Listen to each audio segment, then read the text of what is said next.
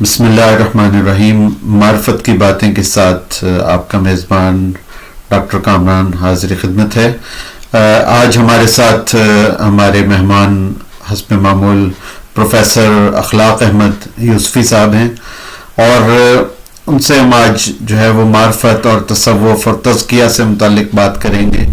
تو اس میں میرا آج کا سوال یہ ہے کہ ایک جو اسپریچول گائیڈ ہوتا ہے، ایک مرشد ہوتا ہے، وہ اپنے مرید کی، ایک سالک کی تربیت کن خطوط پر کر سکتا ہے، اور اس کا مطمع نظر کیا ہوتا ہے، اس کا مقصد کیا ہوتا ہے، اور وہ سالک میں کیا خوبیاں پیدا کرنا چاہتا ہے، اور وہ کیسے ان خوبیوں کو بیدار کرتا ہے، پیدا کرتا ہے۔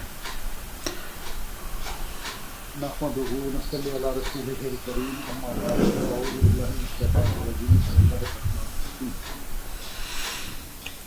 ابھی جو جملے میں نے پڑھے تقریباً وہ عالم اسلام میں ہر مقرر تقریب سے پہلے اس سے ملتے جلتے اللہ کی حمد کے جملے، حضور اکرم صلی اللہ علیہ وسلم کے درود و سلام کے سیغے بولتا ہے، اور وہی کرتا ہے تعوذ اور تسمیہ جو میں نے پڑھی ہے۔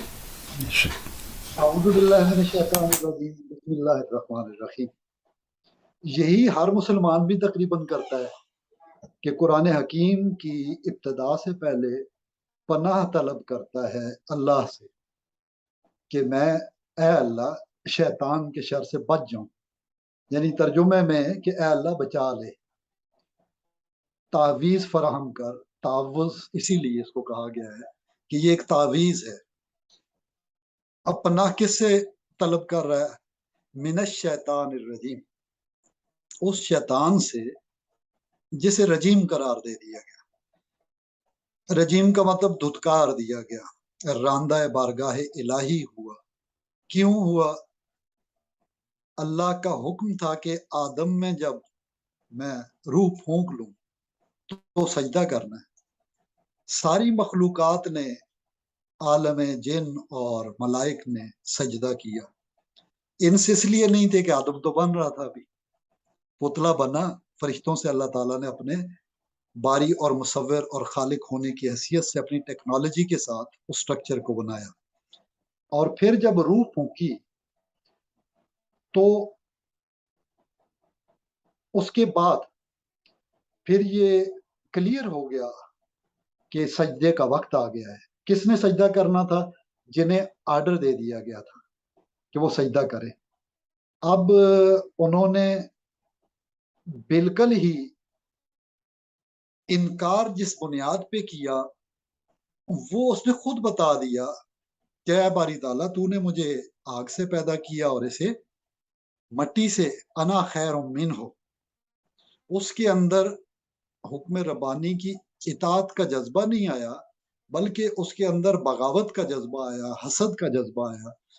اب میں اگر کنکلوڈ کروں اپنی بات کو تو مرشد گرامی قدر جو بھی روحانی استاد ہیں، وہ انہی گراؤنڈز پہ جو پہلا لیسن اللہ کے پہلے مکالمے سے جو قرآن حکیم میں آدم کی پیدائش سے قبل ہوا، ان باتوں پہ توجہ دیتے ہوئے مرشد اس عالم میں پہنچاتا ہے جہاں عالم خلق اور امر یکجا ہونے والے تھے، اور جب عالم خلق اور امر اس کا ظہور ہوا، پہلی ربانی تجلی کا ظہور ہوا، مرشد اس سوچ تک انسان کو پہنچاتا ہے۔ دوسرے لفظوں میں وہ پرائرٹیز کو ڈیفائن کرتے ہوئے اس کے اندر ایک یہاں پہ تبدیلی لاتا ہے کہ جو کچھ ہے اللہ کریم کے لیے، جو کچھ ہے اللہ رحمان کے لیے، جو کچھ ہے اللہ رحیم کے لیے۔ اس سے پہلے وہ تعوذ کی بات کر لیتا ہے کہ اللہ سے پناہ طلب کر لو، یہ نہ ہو کہ تم رحمان و رحیم کے نام لے کر بھی دعویٰ کرو تو کوئی مسائل پیدا ہو جائے۔ وہ اس سے بچانے کے لیے اپنے مرید کو، روحانی طالب علم کو پوری طرح آگاہ بھی کرتا ہے، متوجہ بھی کرتا ہے، اور تربیت کا آغاز کر دیتا ہے، کیونکہ پہلا جو راندہ ہوا رجیم ہوا وہ شیطان قرار پایا، اس سے پہلے وہ کمانڈر ان چیف تھا۔ ہمیں یہ غور سے جو معرفت کی باتوں میں عرفان ہے، علم کے آگے عرفان، اس روحانی خیال کو ہم جب کرتے ہیں کہ اللہ تعالیٰ بنا رہے ہیں ہمارے جد اعلیٰ کو، اللہ کریم فرما رہے ہیں فرشتوں سے، دیکھیں ہم کیسے ویژولائز کر رہے ہیں۔ اگر روحانی تربیت نہ ہو تو ہمیں کیا پتا عالم ارواح کیا تھا، وہاں پہ عرش پہ اللہ مخاطب ہے، اس کا جلوہ ہے، اور اس کی موجودگی میں بغاوت ہو رہی ہے۔ اور بغاوت کس بنیاد پہ کہ اللہ کے پروگرام میں یہ چیز شامل تھی کہ انسان کی آزمائش ایک مستقر اور متاع عرض کو ٹھہرایا جائے گا، اسی سے وجود آدم یعنی آدم خاکی کا وجود اس خاک سے بنایا گیا، اور اسی دھرتی کے اوپر، اسی زمین کے اوپر آزمائش کا امتحان جیسے سجن المؤمن قرار دیا ہے مرشد، اس کی توجہ ادھر بھی دلاتا ہے کہ یہ قید خانہ ہے حواس کا، یہاں پہ قلبی حواس چاہیے، جیسے امام غزالی رحمۃ اللہ علیہ نے فرمایا جیسے یہ اوپر کے 5 حواس ہیں بدنی، اسی طرح روحانی حواس ہے۔ تو جو بھی مرشد گرامی ہوتے ہیں وہ سب سے پہلے تعوذ اور تسمیہ سکھاتے ہیں، جس کا تسمیہ درست ہو گیا۔ اب دیکھیں تسمہ بھی لوگ بولتے ہیں، اونٹ کو باندھنے کے لیے اس کے بغیر چل نہیں سکتے، لوز ہوتا ہے۔ تسمیہ بسم اللہ الرحمن الرحیم ہے، اسم سے ہے۔ اسم کس کا ہے؟ بسم اللہ۔ صبح کی اور شام کی جو دعائیں رسول اکرم صلی اللہ علیہ وسلم نے ہمیں وظائف اور تسبیح دی ہیں وہ کیا ہے؟ بسم اللہ الذی لا یضر مع اسمہ شیء فی الارض ولا فی السماء وہو السمیع العلیم، جو حزب البحر کے بنیادی اسماء والا ہے وہ بھی یہاں آ گیا۔ مزے کی بات ہے اس کے ساتھ میں اب جوڑوں گا جو سامعین، ناظرین، حاضرین جو پہلے پروگرام ہمارے جنہوں نے اٹینڈ کیے ہیں 2 پروگرام، آج وطر ہے اور محرم 1444 ہجری نیا ہجری سال یہاں آغاز پذیر ہوا ہے مغرب کے بعد۔ تو سب دوست احباب کو مبارکباد دیتے ہوئے یہ توجہ دلانی ہے کہ یہ بھی ایک تسمیہ ہے بسم اللہ کے ساتھ، کہ ہم نے بسم اللہ کے ساتھ بنیاد رکھنی ہے۔ اب بسم اللہ کے بعد ہوتا کیا ہے؟ اللہ کے کلام میں بسم اللہ کے بعد ہوتا کیا ہے؟ الفاتحہ، فاتحۃ الکتاب، افتتاح، جیسے شیخ اکبر محی الدین ابن عربی رحمۃ اللہ علیہ کا فتوحات مکیہ کیا ہے؟ فتوحات، فاتحہ سے گہرا تعلق ہے۔ اسی طرح اگر ہم غور سے دیکھیں، ایک مسلمان کا فاتح بننا اپنے نفس کے خلاف، مرشد یہ سکھاتا ہے تو نے فاتح بننا ہے، تو نے سوار ہونا ہے اپنے نفس کے جانور پہ، گھوڑے پہ، اور بہترین مہارت کے ساتھ تم نے اللہ کے رستے میں نکلنا ہے۔ اور وہ توجہ بھی قرآن کریم ہی سے دلاتا ہے، والذین جاہدوا والذین جاہدوا فینا لنہدینہم سبلنا۔ وہ اسی طرح توجہ دلا کے اب ہمیں پتہ نہیں ہے، اس آیت میں بے شمار رستے ہیں کہ جو رستے میں کوشش کرے گا، بغیر گائیڈ اور رہنما کے کبھی کوئی چلا نہیں، بغیر بیعت کے نبی اکرم کا کوئی جہاد ہوا ہی نہیں۔ حتیٰ کہ جس جہاد اصغر سے لوٹ کے اکبر کو لوٹنے کی بات ہو رہی ہے، اس سے پہلے بھی بیعت ہے، سودا ہے اللہ کے ساتھ۔ اور اللہ نے قرآن کریم میں کہا ہے سودا کرو مجھ سے، اللہ کا آرڈر ہے سودا کرو۔ اس نیت کے ساتھ جب تعوذ، تسمیہ اور فاتحہ ہو گئی، اب آتے ہیں آگے۔ میں نے عرض کیا تھا کہ نیا اسلامی سال شروع ہوا تو دل کرتا ہے کہ پرانے پروگرام جو 1443 کے 2 ہیں اس کو جوڑ لیں۔ ہم نے پہلے پروگرام میں بات کی حضور اکرم صلی اللہ علیہ وسلم سے حدیث جبریل علیہ السلام میں آخری ایام میں، جب حضور صلی اللہ علیہ وسلم نے فرمایا کہ یہ حضرت جبریل تھے تمہیں تمہارا دین سکھلانے آئے تھے، اس محفل کے اندر حدیث سب احباب غور سے دیکھ سکتے ہیں، میں اشارتاً کہہ رہا ہوں، تلمیحاً کہہ رہا ہوں۔ وہاں 3 باتیں ہوئی تھیں کہ ایک اسلام کے بارے میں سوال کیا سکھانے کے لیے، سوال کیا سکھانے کے لیے، یعنی میں آپ سے سوال کر رہا ہوں اور میں کہہ رہا ہوں سکھا رہا ہوں، ایسے ہوتا نہیں ہے۔ یہ ٹیکنیک بہت کم لوگ جانتے ہیں کہ بے شک ہو جاتا ہے۔ اسلام کیا ہے، ایمان کیا ہے اور احسان کیا ہے، یہ 3 ہی سوال ہے جب حضور صلی اللہ علیہ وسلم نے فرمایا تمہیں تمہارا دین سکھلانے کے لیے آئے تھے جبرائیل امین، تو نعوذ باللہ کیا دین سکھانے والے کی ذمہ داری ہو نہیں گئی تھی پوری؟ دین مکمل ہونے کا اعلان نہیں ہو گیا تھا؟ اس کا مطلب ہے یہ توجہ دلاؤ نوٹس تھا جو سوالوں کی شکل میں کیا حضور اکرم صلی اللہ علیہ وسلم کے پاس۔ کوئی مسلمان امتی کہہ سکتا تھا جی کہ یہ تو حضور صلی اللہ علیہ وسلم نے کچھ باتیں یہ تو ہم نہیں مانتے، یا حدیث اس طرح اس طرح اس طرح۔ وہ چیپٹر کلوز کیا کہ جبرائیل امین کی سند نبی اکرم کو غار ہرا کی تنہائیوں سے لے کر آخر تک جلوہ آرائیوں تک، صحابہ کرام کی محفل تک، دلائل کے ساتھ اور تواتر کے ساتھ اور تسلسل کے ساتھ، یہ سند کے ساتھ موجود ہے کہ ایسا ہوا۔ اور یہ شہادت آپ کو آپ کے اساتذہ نے دی، ان کو ان کے اساتذہ نے دی۔ یہ تسلسل کبھی ٹوٹا نہیں ہے، یہ سلسلہ کبھی ٹوٹا نہیں ہے۔ اور مرشد کیا کرتا ہے؟ وہ سلسلے ہی کا تو ہوتا ہے، وہ سلسلے ہی کا تو چوکیدار اور محافظ ہے، واچ مین ہے۔ وہ ہمیں بھی کہتا ہے کہ رقیب بن جاؤ، مراقب ہو جاؤ، اپنے نفس کے اوپر نظر رکھنے والے بن جاؤ، بصیرت والے بن جاؤ۔ اب اب اسلام میں کیا ہے؟ بنی الاسلام علی خمس شہادت، اسلام کی بنیاد 5 چیزوں کی شہادت دینے پر ہے۔ یہ ہے اقرار باللسان۔ اب تصدیق بالقلب کے درجے پہ اگلے پہ ایمان پہ سوال چلا جاتا ہے قلب کی یہاں سے۔ اب 5 کیا ہیں؟ کلمہ، نماز، روزہ، حج، زکوٰۃ۔ بڑے مزے کی بات ہے، یہ 4 تو پریکٹیکل کام ہیں جو کہ سوسائٹی سے ریلیونٹ ہے۔ روزہ، نماز، حج، زکوٰۃ میں ہم سوسائٹی سے انٹر لنک ہوتے ہیں۔ بہتوں کا روزگار رمضان کی وجہ سے ہوتا ہے، بہت سارے سے ناجائز فائدہ بھی ہمارے جاہل بھائی اٹھاتے ہیں۔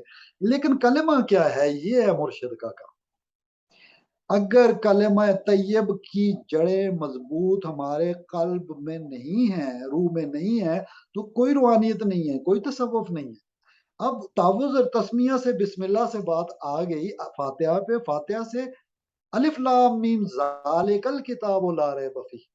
مرشد سمجھاتا ہے یہ کتاب نہیں، وہ کتاب، وہ یہاں ہے۔ او اللہ احد، هو اللہ الذی لا الہ الا هو الرحمن الرحیم۔ اللہ کے حوالے سے مرشد بتاتا ہے کہ ذالک الکتاب وہ یہاں ہے، اتری بھی وہی ہے۔ قلب اطہر محمد رسول اللہ صلی اللہ علیہ وسلم کے اوپر اتنا بڑی امانت، جسے قرآن خود ڈاکٹر صاحب فرما رہا ہے، اللہ کریم فرما رہا ہے کہ اگر پہاڑوں پہ نازل کرتا تو ریزہ ریزہ ہو جاتا۔ سبحان اللہ۔ تو قلب اطہر محمد صلی اللہ علیہ وسلم کی وہ حقیقت ہے جو ہمیں سکھائی جاتی ہے، اور اسی سے اگلا درجہ ایمان تصدیق بالقلب والا پیدا ہوتا ہے۔ مفصل بھی ہے اور مجمل بھی ہے۔ ہم سارے قاعدوں میں بچپن سے پڑھتے چلے آ رہے ہیں۔ مفصل پہ غور کریں تو مرشد مفصل کی تفصیل کا اجمال سمجھاتا ہے، اور مجمل پہ آ جائیں تو مرشد اجمال کی تفصیل کرتا ہے۔ اب استاد جو روحانی استاد ہے، جو ہمارے جس معرفت کی ہم بات کر رہے ہیں، یہ کتابوں کی باتیں ہوتی نہیں ہیں، یہ کتابوں میں نہیں لکھی جا سکتی۔ ان کتابوں سے قرآن حکیم کی تفسیر کے حوالے سے آپ 1000 تفسیریں بھی علماء سے پوچھ لیں پڑھنے کے بعد، اگر عرفان باری تعالیٰ ہمیں احسان اور ایمان اندر نہیں ہے، تصدیق بالقلب کی اگر نوعیت نہیں پیدا ہوتی، کوئی کیفیت نہیں پیدا ہوتی، تو یہ سارا اقرار باللسان تو ہوگا، تصدیق بالقلب نہیں کہلائے گا۔ اب تصدیق ہوگی کیسے؟ صدیق نے شہادت دی تو کیسے دی؟ فاروق نے فرق کیا تو عدل کیا تو کیسے کیا؟ اور غنی نے سخاوت کی تو کیسے کی؟ اور علی نے اگر شجاعت کا مظاہرہ کیا تو کیسے کیا؟ اس کیفیت کے ساتھ اس نے دروازے اکھاڑ کے پھینک ڈالے۔ اور جب کسی نے سوال کیا اپنے بھائی صحابی ہی نے کہ سوکھے ٹکڑے کھانے والے ہیں حضرت علی، توڑے نہیں جاتے تو اسے خیبر کا باب کیسے اکھاڑ لیا؟ تو کہا وہ حضور کا حکم تھا اور کام دکھانا تھا۔ یعنی ذات کے اندر آپ اپنی ذات اور وجود انسانی میں دیکھتے ہیں تو ہم کمزور ہیں ڈاکٹر صاحب، ہماری سائیکی میں ذرا سا پرابلم آ جائے ہم بیمار ہو جاتے ہیں، 1000 قسم کے مسائل۔ لیکن معرفت پہ جب رستے میں علم و عرفان کے مرشد کھڑا کرتا ہے تو وہ بہادر کر دیتا ہے، وہ آپ کی کیفیت بدل دیتا ہے، وہ آپ کو فولاد بنا دیتا ہے۔ جو ہو ہلکا ہے یارا تو بریشم کی طرح کا، لیکن جو ہو رزم حق و باطل تو فولاد ہے مومن۔ یہ مرشد ہے جو نفس کے خلاف بڑا جہاد، جہاد اکبر جسے ہم کہتے ہیں، اس کے لیے پہلی اور آخری شرط ہے ایک ایسا رہبر، رہنما، استاد، مربی، محسن ہو جو ہمیں احسان کے راستے پہ چلائے۔ حدیث احسان میں احسان تھا کیا؟ کأنک تراؤ فإن لم یراؤ فإنک تراؤ۔ اب فإنک یراؤ، نماز ایسے پڑھ، جبرائیل امین کو بتا رہے ہیں حضور اکرم صلی اللہ علیہ وسلم، نماز اس طرح پڑھو کہ گویا اس کو دیکھ رہے ہو، اور اگر تم نہیں دیکھ رہے ہو تو وہ تمہیں شیخ اکبر ابن عربی رحمۃ اللہ علیہ کے ترجمے کے مطابق انہوں نے کوما پیچھے کر کے انہوں نے کہا کہ پھر تجھے خدا دکھائے گا کہ میں ہوں، تم اس کے راستے پہ چلے، وہ قدم بڑھائے گا تمہارے لیے اور تمہیں دکھائے گا۔ اور عام ترجمہ علماء کرام کرتے ہیں کہ اگر تم نہیں دیکھ سکتے، تم نے نہیں دیکھا، یہ کیفیت نہیں نصیب ہوئی، تو گھبرانا نہیں ہے، پریشان نہیں ہونا، فکر مند نہیں ہونا۔ کیا ہے؟ پھر یہ تصور کرو، وہ تو دیکھ ہی رہا ہے، وہ مولا ہے، وہ رب ہے ہمارا، وہ دیکھ رہا ہے وہ اپنی قدرت کے ساتھ، لیکن ہو رہا ہے نماز مکالمہ۔ یہ ہے محمودی البیلی یوسفی جو ہمارا سلسلہ ہے، اس کا کرکس ایک وظیفہ ہے اور وہ ہے نماز۔ یعنی بسم اللہ اور فاتحہ اس میں آتے ہیں، تحفظ بھی اس میں آتا ہے، ثناء ربانی بھی آتی ہے، اور اتحیات میں سلام براہ راست آتا ہے۔ اس کے سبحان بعد اللہ۔ اس کے بعد اپنے آپ بھی آتا ہے، السلام علیکہ ایھا النبی ورحمۃ اللہ وبرکاتہ، اور آگے کیا ہے؟ اپنے اوپر سلام و عباد اللہ الصالحین۔ تو جو علیہ السلام پہ لوگ اعتراض کرتے ہیں نا کہ کسی صحابی کے اوپر ہم نے علیہ السلام کیوں لکھ دیا، کسی حسنین کے اوپر علیہ السلام کیوں، کسی بزرگ کا کیوں لکھ دیا ہے، تو رضی اللہ تعالیٰ عنہ ہو یا علیہ السلام ہو، اللہ نے تو کہا سب سے راضی ہوا، اللہ تعالیٰ نے تو سند دی بار بار۔ درخت کے نیچے جو بیعت کر رہے تھے، اللہ تو کہتا رضی اللہ، اللہ ان سے راضی ہوا۔ مزے کی بات ہے کہ کوئی فرق مرشد نہیں چھوڑتا، یہ مرشد کا یہ جو ہے MAY محمودی البیل یوسفی، یہ جو مجھے سبق ملا ہے وہ یہ ہے کہ یہ وہ نماز، وہ وظیفہ ہے جو آپ کو احسان، اسلام اور ایمان کے درجات کی طرف سالک کو بڑھاتا ہے، مرید کو بڑھاتا ہے، اور ایک جب تکمیل ہو جاتی ہے اسباق کی، آپ سید سرفراز حسین شاہ صاحب مدد اللہ علی سے متصل ہیں، ان کے یہاں بھی تسمیہ پہ بہت زور ہے، بسم اللہ الرحمن الرحیم اور فاتحہ پہ۔ بے شک بے شک۔ اب کوئی سلسلہ بھی ہو، سب کا نام لیتے ہیں، پروفیسر احمد رفیق اختر صاحب کے ساتھ ممتاز مفتی رحمت اللہ علیہ نے، جو کہ بہت بڑے، میرے نزدیک بہت بڑے بزرگ تھے اور ادیب بظاہر تھے، لیکن 90 ایئرز کی ایج میں کچھ خطوط میں نے سوالات کی انہوں نے لکھے،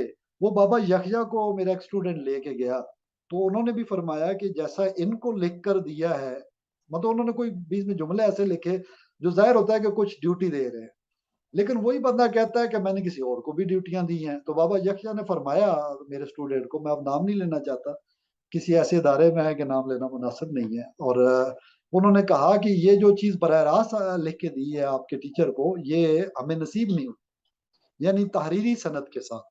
لیکن جو چیز بات کرنے کی، مفتی صاحب نے جب پروفیسر احمد رفیق اختر صاحب کے پاس بھیجا تو انہوں نے کہا وہ تمہیں کشف سے نہیں بصیرت سے بتائے گا، اور بصیرت کیا ہے یہ چیز سمجھنے کے لیے 2 years بیک، مطلب 2 سال پہلے تک میں جب تک مطلب کچھ اپنی اسباق کی، مرشد کی ڈیوٹیاں ہوتی ہیں کہ سب چیزوں سے کٹ کے ایک طرف ہو جاؤ، وہ تبتل الہ تبتیلا، اور سورہ مزمل پہ آپ کو پتا ہے کوئی سلسلہ ایسا نہیں ہے جو، یعنی ہم چشتی قادری تو خاص طور پہ، اور شاذلیہ سے ہمارا کلوز ریلیشن شپ، ہمارے کوئی وظائف شاذلیہ سے الگ نہیں ہے، یعنی جو بھی اساتذہ گزرے ہیں بڑے، اور ان کے اوپر دیکھیں تو شیخ عبد القادر جیلانی رحمۃ اللہ علیہ، اور سری سختی رحمۃ اللہ علیہ، اور جنید بغدادی رحمۃ اللہ علیہ، الغرض حسن بصری رضی اللہ تعالیٰ عنہ علیہ السلام، یعنی جو قرآن میں اور اتحیات میں استعمال ہو، ہم سارے لفظ بول سکتے ہیں ہر ایک کے لیے۔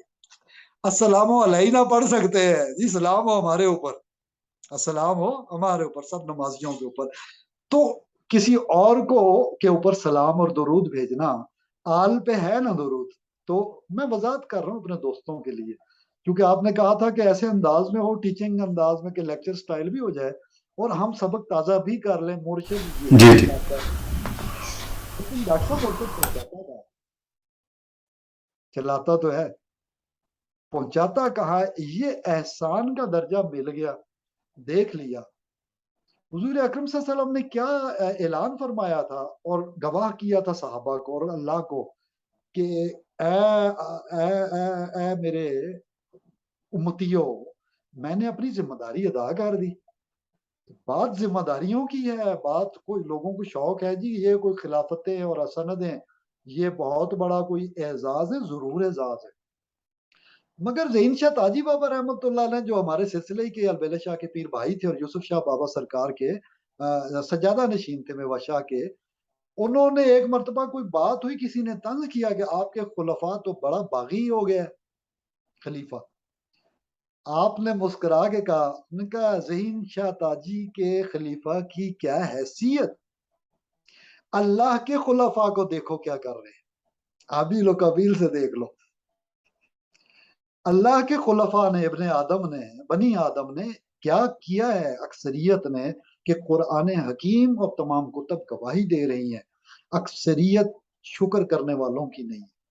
مرشد یہ بتاتا ہے اکثریت گمراہوں کی میں سے نہ ہو جانا. الحمد کیا ہے. اچھا میں بات کو نئے اسلامی سال کے حوالے سے اس کو میں تفصیل سے کمپیکٹ فارم میں کر رہا ہوں, اور کہ مکمل ہو جائے پھر آپ اس پہ بات کریں. سورہ والعصر کیا ہے میرے دوست, میرے احباب, میرے سننے والے سامعین و ناظرین, وہ توجہ کریں. والعصر ان الانسان لفی خسر کے آگے کس کے بارے میں کہا گیا ہے کہ وہ نقصان والے اور خسارے والے نہیں ہیں. اس کو جوڑیے الف لام میم ذالک الکتاب لا ریب فیہ, آگے ھدی للمتقین, سورہ عصر کو اور اس کو جوڑ لیجیے, ہمارے سامنے آ جاتا ہے کہ کرکس کیا ہے. ایک نبی اکرم صلی اللہ علیہ وسلم کی دعا یاد آگئی جو حضور کے ساتھ بیٹھے ہوئے ہیں صحابی, حضور نے فرمایا مجھے تجھ سے بڑا پیار ہے, ہر نماز کے بعد پڑھا کر اللہم اعنا علی ذکرک و شکرک و حسن عبادتک. اس کو واحد کی صیغے میں ہم کرتے ہیں تو اللہم اعنی علی ذکرک و شکرک و حسن عبادتک. اب والعصر کو ملائیں, قرآن کے پہلے رکوع کو ملائیں, اس دعا کو ملائیں, ہر نماز کے بعد حضور نے فرمایا کہ یہ پڑھا کر, یعنی مجھے بہت پیار ہے تو یہ پڑھا کر. خاص نسخہ محبت ہے جو مرشد اپنے مرید کو دیتا ہے. یہی کچھ مرشد کرتا ہے, مجھے تجھ سے بڑا پیار ہے, تو اللہ واسطے مجھ سے پیار کرنے آیا اتنے دور سے, پتہ نہیں لندن آئرلینڈ میں بیٹھ کے تو ادھر مجھے پیار کرتا ہے, اور ادھر والا کہتا ہے میں امریکہ میں بیٹھا تو پاکستان میں بیٹھ کے مجھ سے پیار کرتا ہے.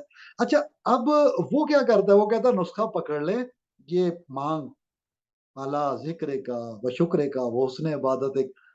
ڈاکٹر صاحب حسن عبادت احسان نہیں ہے کیا, احسان نہیں مانگ رہے کہ ہمیں وہ مرتبہ مل جائے جس میں ہم دیکھیں, یا یہ شعور مل جائے کہ وہ ہر وقت سمیع و بصیر ہے, دیکھیں سبحان اللہ سبحان اللہ. تو قرآن, سیرت نبی صلی اللہ علیہ وسلم اور اصحاب رسول اور اہل بیت, ستارے اور کشتی, قرآن اور اہل بیت, یہ سب کا نچوڑ ملا تو ہم اہل سنت کہلائے. ہم اہل حدیث بھی ہیں اور اہل قرآن بھی ہیں. سنت والے کتابوں کو جوڑ کے قرآن کی کتاب کو بھی اہل قرآن کو کا لیا ہم نے, قرآن اہل حدیث کے حدیث بھی لے لی. اہل سنت عمل والے, طریقت عمل کا نام ہے, اور شریعت میں جو کچھ ہے, جو کچھ کتابیں پڑھی جائیں, حاملین قرآن و سنت جو ہے وہ عملی طور پہ تصوف میں ہے, طریقت میں ہے. اور جہاں تک میں نے کوشش کی کہ باتوں کو مختصر اور سادہ انداز میں پیش کروں, لیکن میں عقل کل نہیں ہوں. آپ کے ساتھ ڈائلاگ کا مقصد یہ ہے کہ آپ بات کو آگے بڑھائیں تاکہ ویورز کے اندر ایک نئی امنگ اور ترنگ پیدا ہو, ایک جذبہ اور ولولہ پیدا ہو. جشن آزادی کا بھی, نئے سال کے آغاز کا بھی, محرم کا بھی. اب آپ بات کو مکمل کیجئے, آگے اس میں اضافہ کیجئے. جی ماشاءاللہ, آپ نے پہلے ہی سب کچھ کہہ دیا ہے. یہی کہ جو مرشد ہے اس کے ذمہ یہی ہوتا ہے کہ جو انسان کی جو باطنی بیماریاں ہیں وہ ان کا معالج ہوتا ہے اور وہ باطن کو صاف کرتا ہے.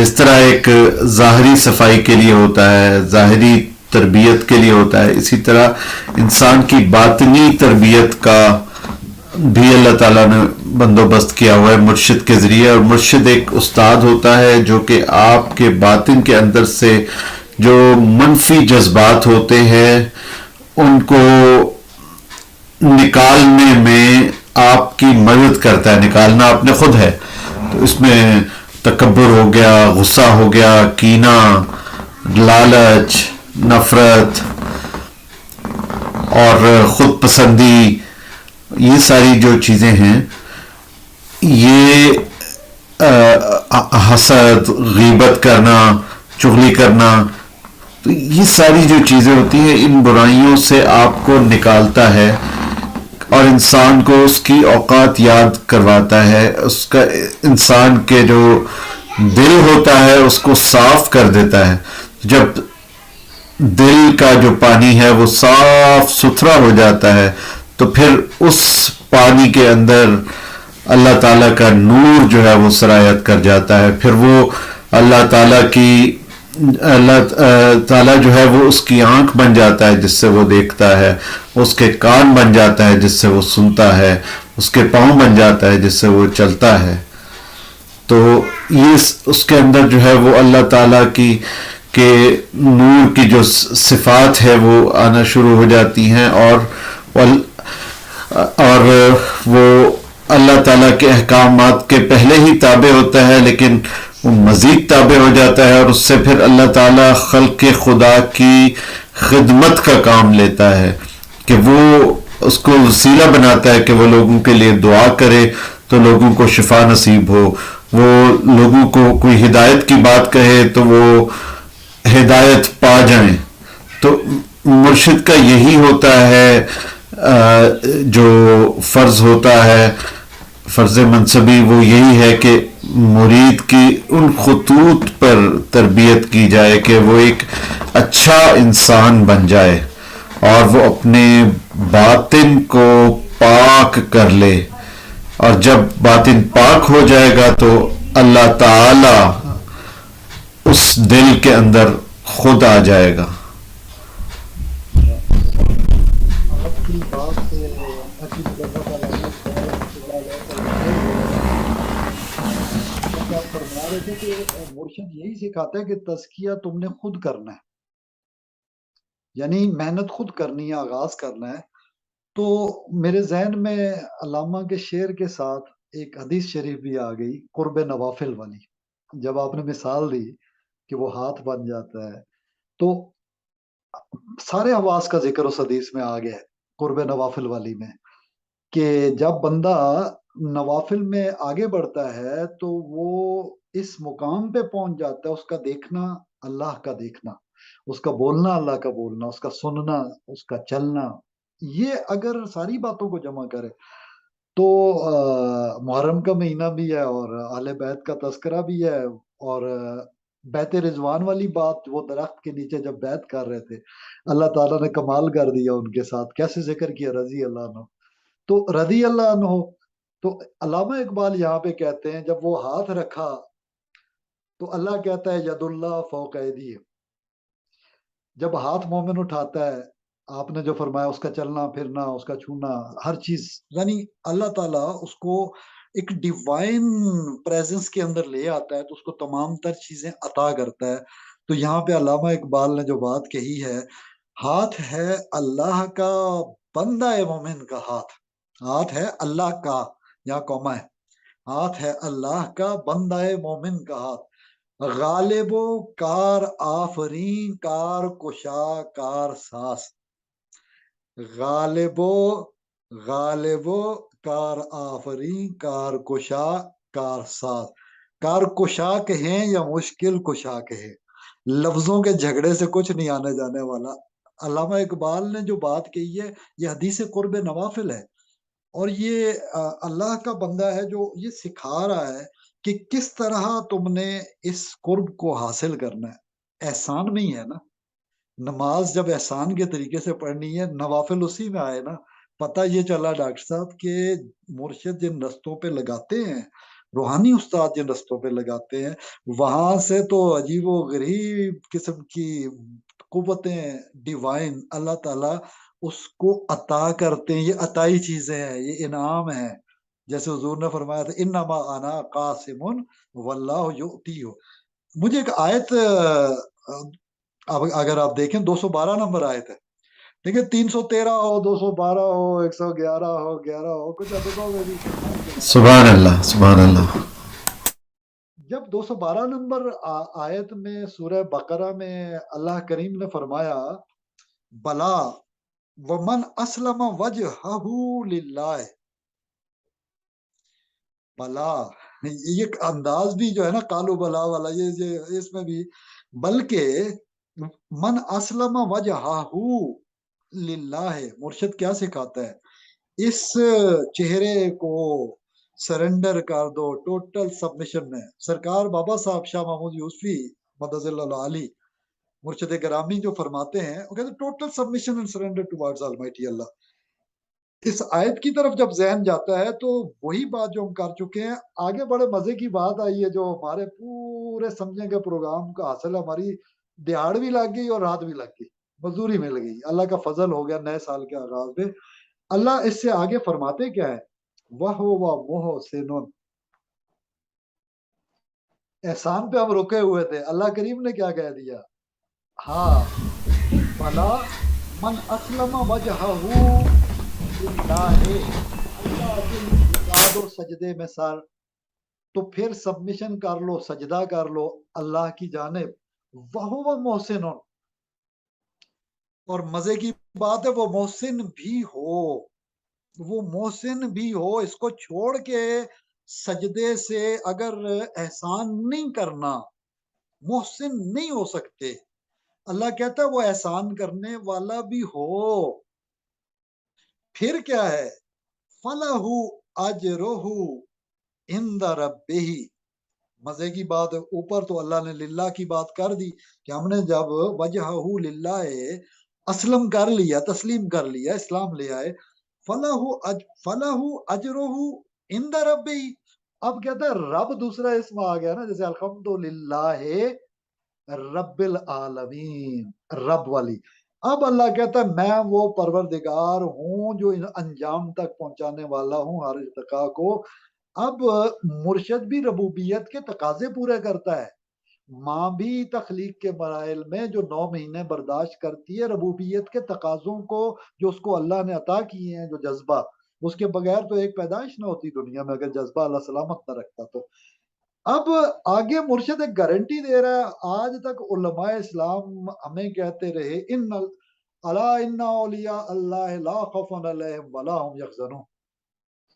اب یہاں پہ میں تھوڑی سی اس آیت کے حوالے سے کہتا ہوں 212 نمبر 212 یہ یاد رکھیے گا. ہمارے سارے سالکین کو چاہیے کہ وہ اس پہ توجہ دے. آگے گارنٹی اللہ نے دی ہے فلاح اجرہ عند ربہ ولا خوف علیہم ولا هم یحزنون. ڈاکٹر صاحب آپ اور میں خوش نصیب ہیں، بڑے پتے کی باتیں. اگر ہم احسان کا رستہ اختیار کر چکے ہیں، اللہ نے یہی کہا تھا کر لو، اگر کر لو محسن بن جاؤ. وہ محسن اور احسان کرنے والا بھی ہو، احسان کے رستے پہ چلنے والا. لیکن 2 ڈائمنشنز ہیں. ایک احسان ہے جو آپ اپنے ماں باپ سے کرتے ہیں، ایک احسان وہ ہے جو ماں باپ نے آپ پہ کیا ہے. لیکن ہم ساری زندگی احسان کریں، ہم ایک لمحہ جو اپنے بچپن کا نوزائیدگی کا تھا اس کا اجر، اس کا صلہ اپنے ماں باپ کو ادا نہیں کر سکتے. اسی لیے اللہ نے کہا یہ اکڑے ہوئے کندھوں کو اپنے ماں باپ کے آگے جھکا کے رکھ. اف نہ کہنا، اف نہ کہنا. جو بندہ اپنے ماں باپ کی ربوبیت کو نہیں سمجھتا، ماں باپ کے لیے کون سی دعا ہے؟ ربا یعنی صغیرہ جس میں آتا ہے کما ربا جی بالکل. یعنی رب ارحمہما کما ربا یعنی صغیرہ. جس ربوبیت کا مظاہرہ والدین نے کیا ڈاکٹر صاحب، جو اولاد ہماری یہ سمجھتی ہے کہ وہ آسمانوں پہ اڑ رہی ہے. کیا کہا گیا؟ جو آسمانوں پہ بھی اڑے، شریعت کے مطابق نہیں چل رہا وہ تو مرشد نہیں ہے. اور جو آسمانوں پہ اڑ رہی ہے وہ اولاد وہ کامیاب نہیں ہے، فوز اور فلاح عظیم نہیں پا سکتی۔ والدین کے ساتھ احساس مرتے وقت ہمیں ہو جائے گا تو کیا فائدہ ہے، ہمیں زندگی میں احسان جتنے مرضی کرے، لیکن اللہ کریم فرما رہے ہیں یہاں تمہیں محسن وہو محسن، اگر من اسلم وجہہ للہ، اگر تو سجدے میں سر جھکا بھی لے اور احسان کا راستہ اختیار نہیں کیا، طریقت کا، معرفت کا، حقیقت کا کچھ نہیں پایا، پھر تم ماں باپ کے احسان کو بھی جھٹلا دو گے۔ یہ پہلی نشانی ہے، اگر ماں باپ کے سامنے سرنڈر نہیں ہے تو جس ماں سے، ربوبیت سے، جس رحم سے پیدا ہوا بندہ، بڑے مزے کی بات ہے، شیخ اکبر ابن عربی رحمۃ اللہ علیہ کے ڈاکٹر صاحب، وہ رحمہ کو جو ہے نا وہ کہتے ہیں کائنات کی بنیاد ہے، محبت کو اس کی بنیاد ہے۔ اب جس رحم سے ہم پیدا ہوئے ہیں اسی سے رحمت ہم نہیں سیکھے، اور ہم حضور اکرم صلی اللہ علیہ وسلم کی وما ارسلناک الا رحمت للعالمین کا صدقہ ہم نے نہیں فیضان پایا، ان کے ٹکڑوں پہ ہم نہیں پلے، اور ہمیں یہ معرفت نصیب نہیں ہوئی۔ ہمیں ربانی معرفت، ہمیں اللہ کی ذات کی آشنائی کیسے ملے گی؟ ہمیں اپنے گریبانوں میں جھانکنا چاہیے کہ ہمارے اساتذہ نے، مرشدوں نے ہمیں کیا سکھایا ہے، ہم کس سے بغاوت کرتے ہیں، ہم کس رستے پہ چلتے ہیں۔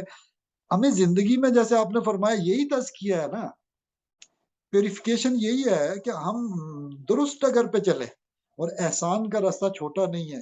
اگر آیات لینا چاہے بے شمار، ہمارا ڈائلاگ کا مقصد ظاہر ہے درس دینا تو ہے نہیں ہے، ہم وہ یاد کر رہے ہیں، کوئی چیز آپ بھول جائے میں یاد کرا دوں، میں بھول جاؤں آپ یاد کرا دیں، اور احباب ادھر توجہ رکھیں کہ ہمارا منشور، ہمارا دستور جو طریقت کا ہے وہ سوائے اس کے نہیں ہے کہ ٹاپ پرائرٹی کا تعین ہو، ہمیں ترجیح اول کا پتہ ہو، ہمارا لا الہ الا اللہ کا سبق پختہ ہو جائے، افضل الذکر لا الہ الا اللہ۔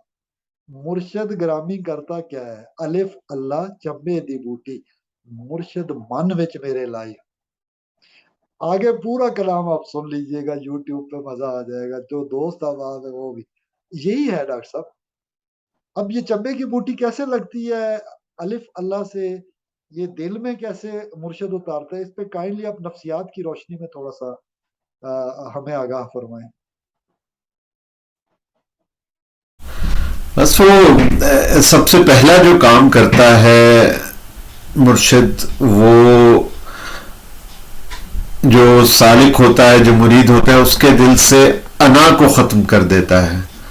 تو جب انا ختم ہوگی، میں مٹ گئی کہ میں کچھ ہوں ہی نہیں، تو پھر تو ہی تو ہے، پھر وہ جو چمبے کی بوٹی ہے وہ لگ جاتی ہے، اللہ تعالیٰ کی محبت کا درخت لگ جاتا ہے دل میں۔ اور اس میں سب سے بڑی جو بات ہے وہ یہ ہے کہ شریعت کی اتباع یہ بہت ضروری ہے، کہ بغیر شریعت کے ہم کہیں نہیں پہنچ سکتے۔ تو شریعت کی اتباع، سنت کی اتباع یہ بہت ضروری ہے، ظاہری طور پر بھی اور باطنی طور پر بھی، اور ہمارے رویوں میں بھی شریعت کی اتباع ہو، کہ ہم اتنے ہی خوش اخلاق ہوں یا ہونے کی کوشش کریں، اتنا تو کوئی ہو نہیں سکتا جتنے حضور صلی اللہ علیہ وآلہ وسلم تھے، لیکن ہم اس اسوے کے مطابق، اسوہ حسنہ کے مطابق جتنے بھی خوش اخلاق ہو سکتے ہیں لوگوں کے لیے ہو جائیں، کسی کا برا نہ سوچیں، کسی کے بارے میں بدگمانی نہ کریں، اور لوگوں کے کام آئیں، لوگوں کی خدمت کریں۔ تو جب ہم اللہ تعالیٰ کے بندوں کے لیے اچھے ہو جائیں گے تو اللہ تعالیٰ ہمارے لیے اچھا ہو جائے گا، اور ہمارے لیے بہت ہی مہربان ہو جائے گا۔ اس کی مہربانی ویسے ہی بہت ہے، اس میں بھی پھر گراں قدر اضافہ ہوگا اگر ہم اللہ تعالیٰ کے بندوں کے لیے مہربان ہو جاتے ہیں تو۔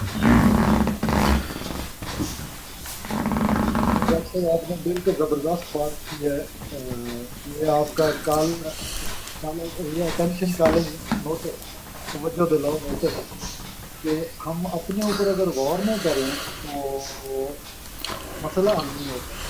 اور آپ نے فضائل اخلاق کی بات کی تھی، اور رضائل اخلاق، کہ جو رضائل ہیں بری باتیں ہیں، اور جو فضائل فضیلت والی ہیں، تو آپ صلی اللہ علیہ وآلہ وسلم سے جو حاصل ہوتا ہے ہم اس پہ چلنے کی کوشش کریں اور پھر اللہ کو کہ وما توفیق کیا اللہ باللہ، جو داتا صاحب نے کشف الواجوب میں بار بار لکھا ہے ہر بڑے پیراگراف کے بعد. تو آپ کی بات سے مجھے جو بات سمجھ آ رہی ہے، جو اللہ نے پہلے پارے کے آخر میں کہا صبغت اللہ ومن احسن من اللہ صبغہ، کہ اللہ کا رنگ اختیار کرو، اور اللہ سے بہتر کس کا رنگ ہے. اور حضور اکرم صلی اللہ علیہ وسلم سے پوچھا گیا تو آپ نے فرمایا تخلقوا باخلاق اللہ. اب میں سمجھتا ہوں کہ تخلقوا باخلاق اللہ بہت امپورٹنٹ بات ہے. اپنے آپ کو متخلق کر لو، اپنے خلق کو جوڑ لو، آئیڈینٹیفیکیشن ود دا پروفٹ محمد صلی اللہ علیہ وآلہ وسلم. اب خلق کو تخلق میں لانا اور ذات باری تعالیٰ کو تعلق میں لانا، تخلق اور تعلق، مرشد نے کنیکشن لگایا تو تعلق، الف اللہ چبے دی بوٹی مرشد من میرے وچ لائی ہوں. اب یہ تھا تعلق. آگے تخلق یہ ہے کہ پھر بوٹی مشک مچا دے، پھر لوگوں کو پتہ چل جائے کہ آپ کا میرا کردار حضور اکرم صلی اللہ علیہ وسلم کے امتی اور غلام والا ہے. پھر لوگوں کو پتہ چل جائے کہ ہمارے کردار میں تبدیلی آ گئی ہے. We are useful for the society, we are useful for the humanity. ہم انسانی بنیادوں پر یہ نہ دیکھیں کہ کتا اور بلہ ہے. حدیثوں میں ہے بھوکے کتے کو اور بھوکے بلے کو اور پانی پلا دینے سے، جان بچا لینے سے، جانوروں کو خیال رکھ لینے سے جنت کے حقدار ہوئے لوگ. ہمیں تو بتایا گیا ہے جانوروں کے، پرندوں کے انڈے کو اٹھانے والے کو حضور صلی اللہ علیہ وسلم نے کس طرح فرمایا اس کی ماں پریشان ہو رہی ہے. پرندے کے بچوں کو اٹھانے والوں سے کس طرح حضور صلی اللہ علیہ وسلم نے نہیں کہا کہ مرغے بن جاؤ. ایسے نہیں جیسے ہمارے ٹیچرز کر جاتے ہیں باز. دیکھیں اچھے مرشد اور bad teacher and good teacher, وہ جیسے نہیں کہا تھا bad Taliban and good Taliban. تو اچھا ٹیچر وہ ہے جو نبی اکرم صلی اللہ علیہ وسلم سے وہ روحانیت میں ہے. دیکھیں دنیا کے ٹیچروں میں گڈ اینڈ بیڈ ہے، روحانیت میں نقلی اور اصلی والا فرق ہونا چاہیے. اور ہے کہ دکانیں کھول کے بیٹھنے والا وہ نہیں ہو سکتا معرفت کا حامل حتیٰ کہ وہ علم ربانی کا بھی وارث نہیں ہے. اصل میں جو جس نے ہاتھ دیا وہی ہے. ہاتھ ہے اللہ کا، بندہ ہے مومن کا ہاتھ. اسلام سے ایمان کو لوٹا اور پھر احسان کی طرف آیا، وہ ہوا محسن، اور وہ محسن بھی ہو تو پھر اللہ کہتا ہے نا لا خوف علیہم ولا هم یحزنون، خوف اور غم کوئی نہیں ہوگا. We will be free from fear and frustration. کتنی بیماریاں ہیں ڈاکٹر صاحب ہم دیکھتے ہیں سوسائٹی میں ہمارے اندر. آپ تو ماشاءاللہ وہ ہاسپٹل رن کر رہے ہیں جو دماغ کی بیماریوں کا ہی علاج کیا جاتا ہے. آپ کے سامنے تو مطلب آپ کی زندگی پوری میں نہ کہو، روز کا کہو مہینے میں درجنوں لوگ آتے ہیں. کیا بیماریاں ہیں؟ خوف ہے، غم ہے، فیئر ہے یا فرسٹریشن، حزن گزرے ہوئے کا غم، بے شک. حزن گزرے ہوئے کا غم. میرا فلاں کیوں ہو گیا تھا، مجھے فلاں کیوں نہیں ملا، فلاں رشتہ نہیں ملا، فلاں فلاں نہیں ملی، فلاں فلاں نہیں ملا. اب گھوڑے پہ کوئی سوار ہو کے آیا نہیں اور نہیں ملا، اس کا بھی غم ہے. اور گھوڑے پہ سوار ہو کے کہیں اور چلا گیا، اس کا بھی غم ہے. اللہ تعالیٰ کہتا ہے اگر تم احسان کا طریقہ اختیار کرو، چلو گھوڑے والا شہزادہ تمہیں نہیں ملا، غریب کو قبول کر لو اللہ کے نام پہ، پھر تمہاری زندگی میں تبدیلی آئے گی. عذر نہیں رہے گا، خوف بھی نہیں ہوگا مستقبل کا، اولاد بھی ناکارہ پیدا نہیں ہوگی، معذور پیدا نہیں ہوگی. جب احسان کرو گے تو بھلا ہی بھلا ہوگا. کیوں؟ اللہ نے گارنٹی جو دے دی ہے. سر کو جھکا لو اپنے وجہ کو، اور جھکانے کے بعد محسن اور احسان کا طریقہ وہ محسن والا اختیار کر لو، پھر گارنٹی اللہ نے کہا اجر دوں گا. اجر صرف آخرت میں نہیں ہے. ڈاکٹر صاحب ہمارے اندر یہ بھی بڑا مسئلہ ہے نا، ہم سمجھتے رسک یہ ہے کہ پاؤنڈ زیادہ مل رہے ہیں، ہم یہ نہیں سمجھتے کہ ہم اچھی باتیں سن رہے ہیں اور کر رہے ہیں، یہ بھی رسک ہے. جی بے شک. اچھے لوگوں کا، دوستوں کا مل جانا یہ بھی تو رسک ہے. ہم ان ساری چیزوں سے گزر جاتے ہیں اور اچھا انجام ہمارا ہوگا وہ بھی تو رسک ہے. قبر میں فیسیلیٹیشن ملے گی یہ بھی تو رسک ہے. اور پھر اللہ جو کہتا ہے میں انعام یافتہ لوگوں کی رفاقت دے دوں گا. سب سے بڑی دعا کیا ہے دعاؤں میں تو حیران رہ گیا. مردے کے لیے سب سے بڑی دعاؤں میں دعا یہ ہے اللہ تعالیٰ حضور اکرم نبی کریم صلی اللہ علیہ وسلم کی رفاقت اور معیت عطا کر دے، ان کی رفاقت، ان کی دوستی، نرمی. دیکھیں حضرت عمر فاروق نے شہادت کے موقع پہ کیا آخری درخواست سیدہ عالم حضرت عائشہ صدیقہ رضی اللہ تعالیٰ عنہ، ان کے پاس کیا درخواست بھیجی تھی بیٹے کے ذریعے؟ بتانا نہیں، امیر المومنین نہیں بولنا، میرا کوئی لقب وغیرہ نہیں استعمال، کہنا سیدھی سی بات کہ عمر چاہتا ہے، درخواست کرتا ہے اماں سے، اور اماں نے وہ دعا قبول کر لی، اس کی ریکویسٹ، درخواست، عرضی قبول فرما لی. پھر کہا کہ مرنے کے بعد میرا دم نکل جائے، شہادت ہے، مرے تو ہے ہی نہیں ہے. ڈاکٹر صاحب ہم تو شہید کو مردہ کہتے ہی نہیں ہے، ہم نے تو قرآن پہ عمل کرنا ہے، ہم نے تو اسلم وجہ کس کا ثبوت دینا ہے، اور وہ محسن ان کا ثبوت دینا ہے، اور اجر من عند اللہ ہمارے لیے ہونا ہے، اور پھر لا خوف علیہم ولا هم یحزنون ہونا ہے. ہم تو شہید کو زندہ کہتے ہیں، ہم شہید کی تو زندگی دائمی کا. میں تو حیران ہوتا ہوں، آنسو بھی آتے ہیں اور تشکر بھی ہوتا ہے. یہ ایسی کیفیت ہے کہ بندہ جدا بھی فزیکلی ہو گیا، اللہ کہتا ہے وہ تو زندہ ہے، تمہیں شعور نہیں ہے. شہادت کا اجر کتنا بڑا ہے. اور پھر جب وہ حضور اکرم صلی اللہ علیہ وسلم کے ساتھ حضرت ابو بکر صدیق رضی اللہ تعالیٰ عنہ کے ساتھ اس گھر میں جگہ مل گئی. اور دیکھیں یہ بھی امتحان ہے، یہاں قرب بازوں کو نہیں ملا، اور لوگوں کے لیے ہدایت کا سبب بننے کے لیے کوفہ جانا پڑا.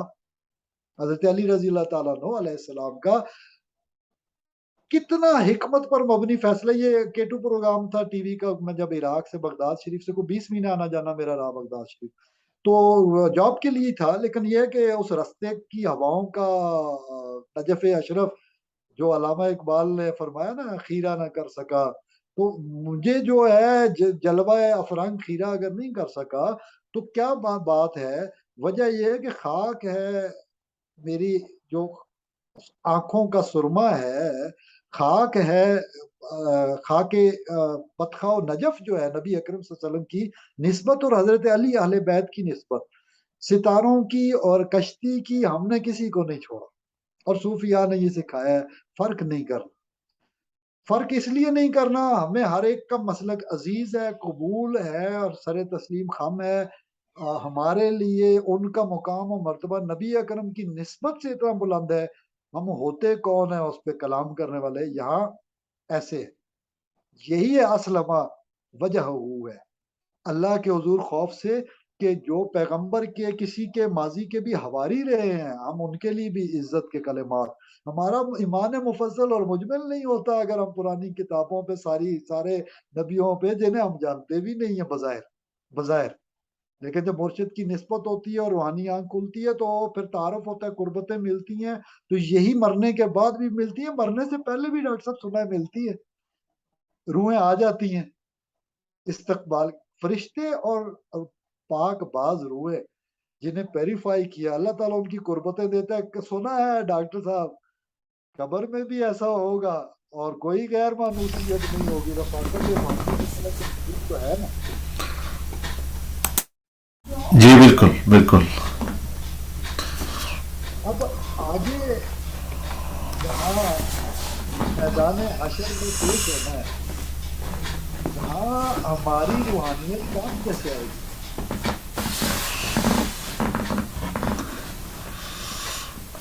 جی فرمائیے. جی اس میں تو یہی ہے کہ ولا تزر وازرۃ وزر اخری، انسان کو مرشد اتنا اچھا بنا دیتا ہے کہ وہ اس قابل ہو جائے کہ اللہ تعالیٰ اس سے محبت کرنے لگے، اور وہ اللہ تعالیٰ سے محبت کرنے لگے، تو اس کے اعمال ہی اچھے ہو جاتے ہیں. اور جب اعمال اچھے ہو جاتے ہیں تو پھر جو کوئی تھوڑی بہت ہی کمی کوتاہی رہ جاتی ہے انسان میں، پھر وہ جو ہے اس میں پھر اس کے مرشد وہ اللہ تعالیٰ کی ہاں شفاعت کر دیتے ہیں اللہ تعالیٰ کی اجازت سے. لیکن ایسا نہیں ہوتا کہ مرید بالکل ہی بہت ہی انتہائی بد عمل اور بے عمل ہو اور پھر بھی مرشد جو ہے وہ اس کو جنت لے جائے گا، ایسا نہیں ہے. یہ صرف اور صرف اللہ تعالیٰ کی رحمت ہے، اور اس کے بعد انسان کے اپنے رویے اتنے اچھے ہو جاتے ہیں، اور مرشد بھی انہی رویوں پہ کام کرتا ہے کہ وہ اتنے اچھے ہو جائیں کہ وہ اللہ تعالیٰ کو بھی پسند آ جاتا ہے، مرشد کو بھی پسند آ جاتا ہے، اور مرشد بھی اللہ تعالیٰ کے حق میں دعا کر دیتا ہے کہ یا اللہ یہ ایک اچھا شخص ہے، نیک آدمی ہے، اس کو بخش دے۔ تو یہی اسی طرح سے مرشد جو ہے وہ رب کے ساتھ ملواتا ہے، اور آپ کی آخرت کو میں آپ کو سرخرو کرنے کے لیے یہ ایک استاد ہوتا ہے جو کہ آپ کے کام آتا ہے۔ جی ڈاکٹر صاحب، جو سودا ہے ہر بندے کا آپ کی باتوں سے جو ایکسٹریکٹ میں بتا رہا ہوں، ملخص خلاصہ، چونکہ کنٹریکٹ اور ایگریمنٹ ہر بندے کا ہے، so every one is responsible for his contracts.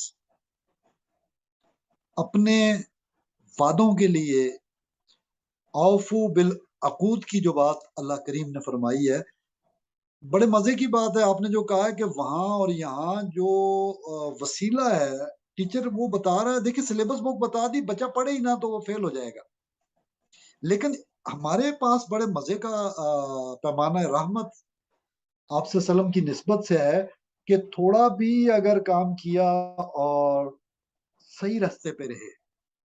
سورہ فاتحہ میں کیا مانگنا ہے؟ ہر وقت مانگنا ہے۔ کیوں؟ شفا ہے اس میں۔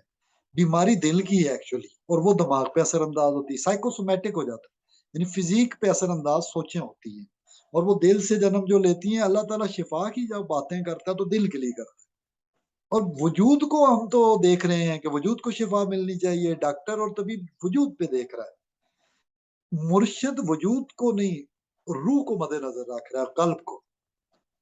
ٹیچنگز آف امام غزالی جیسا کہ آپ کے چینل کا نام بھی ہے، تو وہاں پہ جو قلبی بیماریاں ہیں، رذائل اخلاق، ان بیماریوں سے پیدا ہو رہے ہیں۔ مزے کی بات ہے، وہ امام قرطبی رحمت اللہ علیہ نے اپنی تفسیر میں ایسے لوگ جو مرشد کا سبق نہیں پڑھتے، جنہوں نے احسان کا رستہ اختیار نہیں کیا، جنہوں نے ایمان اور احسان کے رستوں کو اختیار نہیں کیا، ان کے لیے امام قرطبی رحمت اللہ علیہ نے بڑے مزے کی بات فرمائی ہے، وَأَجْسَادُهُمْ لِأَرْوَاحِهِمْ قُبُورٌ، وَأَجْسَادُهُمْ، اور ان لوگوں کے جسم، لِأَرْوَاحِهِمْ، انہی لوگوں کی روحوں کے لیے، قبور، قبریں ہیں، گریوز ہیں، اور کیسے ہیں؟ قبل القبور، مرنے سے پہلے ہیں، even they are alive but they are like dead bodies in the graves.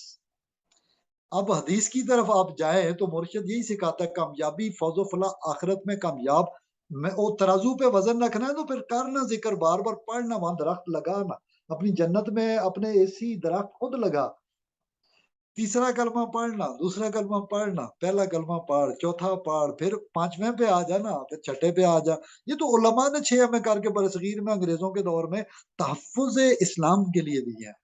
Actually تو کلمات حضور صلی اللہ علیہ وسلم کی نسبت سے سارے ہی کلمات آپ کے لافانی ہیں، یونیورسل ہے، اور ہر ایک کے نتیجے میں کامیابی ہے۔ لیکن ایک بار بھی نماز احسان کے طریقے سے ہم پڑھتے ہیں تو وہ جنت کی ضمانت بن جائے گی۔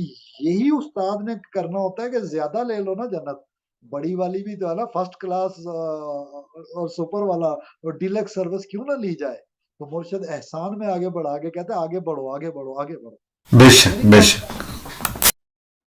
اور استغفار اور توبہ طائب رہ کے پھر جب آگے بڑھتا ہے تو حدیثوں پہ توجہ دلاتے ہیں دوست احباب ہمارے، ماشاءاللہ بہت اچھے ہیں ہمارے لسنر بھی جو ہیں، سنیں گے سامعین، دوست احباب کہتے ہیں ہم وقت کی کمی کے پیش نظر نہیں آتے کہ ہم آرام سے سن سکتے ہیں۔ ڈاکٹر صاحب نے مطلب یوٹیوب پہ جو ٹیچنگز آف امام غزالی رحمۃ اللہ علیہ کے تھرو دیا ہوا ہے تو ہمیں آسانی ہوتی ہے، ہم بار بار ریوائنڈ کر کے کچھ جملوں کو نوٹ بھی کرتے ہیں، اور پچھلے پروگرام کا خاص طور پہ فیڈ بیک بہت اچھا دیا تھا انہوں نے، اس میں ان کے لیے اشارتاً ہے، قرآن میں جو کہا گیا مردوں کو سنوا نہیں سکتے، تو حدیث میں اس کی وضاحت ہے، مردے وہ ہیں جو نہیں یاد کرتے اللہ کو، جو ذاکرین نہیں ہے، حضور صلی اللہ علیہ وسلم نے مختلف حدیثوں کا مجموعہ ہے، ان کو جمع کرے کرکس یہ ہے کہ چلتے پھرتے مردے وہ لوگ ہیں جو کہ ذکر نہیں کرتے، اللہ کی یاد سے غافل ہے۔ اور ہمارے استاد کیا کہتے ہیں؟ جو دم غافل اودم کافر سمن بکمن عمیون۔ تو مسئلہ یہ ہوگا کہ دم دم کے ساتھ اللہ ہو جب ہوگا تو آپ بتائیے کہ ذاکر جو ہے وہ زندہ ہوا، غافل مردہ ہوا، حدیث کے مطابق بھی کہ ذکر کرنے والے زندہ ہیں اور ذکر نہ کرنے والے مردہ ہیں۔ اور قرآن میں ابتدا میں سمن بکمن عمیون فہم لا یرجعون جو بات کی ہے وہ مردہ ہوئے ہیں نا، نہ سنتے ہیں۔ ہاں، مزے کی بات ہے، ابو جہل سے زیادہ اونچا بولتا کون تھا؟ بیدار میں بھی آگے مرنے سے پہلے بھی غرور نہیں گیا، لیکن انہی کو کہا سمن بکمن عمیون، وہ اندھے بھی ہیں، گونگے بھی ہیں، بہرے بھی ہیں۔ یہ بھی نہیں ہے حق بات نہیں کرتے تو مردہ کا، یہ گونگا کا ہے، بہرا حق بات نہیں سنتے، نبی صلی اللہ علیہ وسلم کی نہیں سنتے، تو اللہ نے پھر مور لگائی، غشاوۃ علی قلوبہم، دے ور اسٹیمپڈ۔ اللہ نے اپنے نبی کی توہین کو برداشت نہیں کیا، اسٹیمپ کر دیا دل کو، فارغ ہے۔ اور جو چالاکیاں کرتے تھے نفاق والے، ان کے بارے میں بھی پہلے ہی ابتدا میں کہ وہ کہتے ہیں ہم اللہ کے بھی اوپر ہی مان لاتے اور یوم آخرت پر بھی، اللہ کہتا ہے ایک لنک ہی مسنگ کی ہے بیچ میں سے، ایک لنک ہی مسنگ ہے، اللہ اور یوم آخرت دونوں کو مان رہے ہیں۔ اور ابھی آپ پہلے ہی ابتدا میں پہلے صفحے پہ ہیں قرآن مجید کے، اللہ کہتا ہے نا، ایک لنک جو ہے نا یہی تو ہے جس کے لیے سارا معاملہ آگے چلایا گیا ہے، یہ تو آخری رسول صلی اللہ علیہ وسلم ہے، یہ تو آخری نبی ہے، اگر ان کو بیچ میں سے کنیکشن کو نکال رہے ہو تو مرشد وہ کنیکشن ہے جو ان تک پہنچاتا ہے اور پوری بات کرتا ہے کہ ہم محمد رسول اللہ پہ بھی ایمان لاتے ہیں۔ بلکہ میں سمجھتا ہوں ڈاکٹر صاحب وہ علامہ اقبال رحمۃ اللہ علیہ والی بات جو ہے حکیم الامت کی، ماشاءاللہ، بسم رب محمد، کہتے میرے تو رسول صلی اللہ علیہ وسلم نے بتایا کہ اللہ کون ہے۔ اس لیے وہ چیز جو ہے بہت ضروری ہے، اس میں ہم اگر اخلاق نبوی صلی اللہ علیہ وسلم کی بات کریں تو مرشد اخلاق نبوی سمجھاتا ہے، تو خلقو بے اخلاق اللہ کی بات کریں تو نبی اکرم صلی اللہ علیہ وسلم تفسیر نہیں ہے ام المومنین نے جو فرمایا ہے۔ جب پوچھا کہ حضور کے بارے میں کچھ بتلائیے تو آپ نے نہیں فرمایا کہ کیا تو نے قرآن نہیں پڑھا، ان کا اسوہ تو قرآن ہے۔ تو تخلق بے اخلاق اللہ جس نے سیکھنا ہے اس کو اپنے مرشد سے یہی طلب کرنا ہوتا ہے نا کہ ہمارے محبوب صلی اللہ علیہ وسلم کو، اللہ کے محبوب صلی اللہ علیہ وسلم کو کیا پسند تھا، انہیں کیا ناپسند تھا۔ اگر ہم اس پہ چلنا شروع ہو جائے تو پھر ہم اسوہ رسالت مآب صلی اللہ علیہ وسلم کے اوپر چل رہے ہیں۔ اچھا مزے کی بات، جب ہم چل رہے ہیں تو مرشد ہمیں بتاتا کیا ہے؟ جو نبی اکرم صلی اللہ علیہ وسلم کی اتباع میں چلا گیا، اگر نبی اکرم کی اتباع پہ چلا گیا تو اللہ تعالیٰ اس کا اجر کیا فرما رہے ہیں قرآن حکیم میں، اور جو نبی کی اطاعت صلی اللہ علیہ وسلم کی کر رہے ہیں تو اللہ کیا کہہ رہا ہے کہ وہ تو میری اطاعت ہے۔ یعنی اللہ کی اطاعت، نبی اکرم صلی اللہ علیہ وسلم کی اطاعت اللہ کی اطاعت ہے، اور جو اللہ کی اطاعت کرے گا اس کے لیے انعام ہے، ریوارڈ ہے، اللہ کہتا ہے میں اس سے محبت کروں گا۔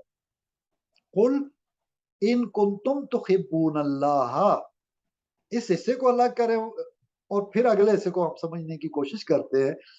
تمام اپنا گوگل کریں، قل ان کنتم تحبون اللہ، اے نبی صلی اللہ علیہ وسلم فرما دیجئے یہ جو دعوے دار آئے ہیں دعویٰ کرنے والے، ان کو فرما دیں کہ دعویٰ ڈائریکٹ ڈائلنگ کا مت کرو۔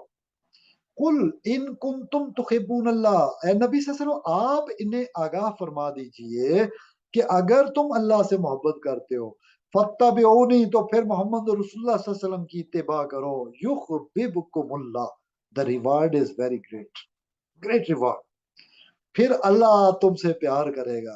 مرشد یہی تو سکھاتا ہے، اللہ کا پیار چاہیے تو محمد رسول اللہ کی اتباع، آپ صلی اللہ علیہ وآلہ وسلم کی اتباع کر لو۔ من یطع الرسول فقد اطاع اللہ، جس نے رسول کی اطاعت کی اس نے اللہ کی اطاعت کی۔ ومن یطع الرسول فقد اطاع اللہ میں راز کیا ہے؟ اتباع میں بھی وہی آیات موجود ہے، ان لوگوں کو فتح کی خوشخبری دی گئی، ان سے اللہ راضی ہوا، اگر ہم چاہتے ہیں کہ ہمیں بھی رضا مل جائے تو رضا میں سب کچھ ہے.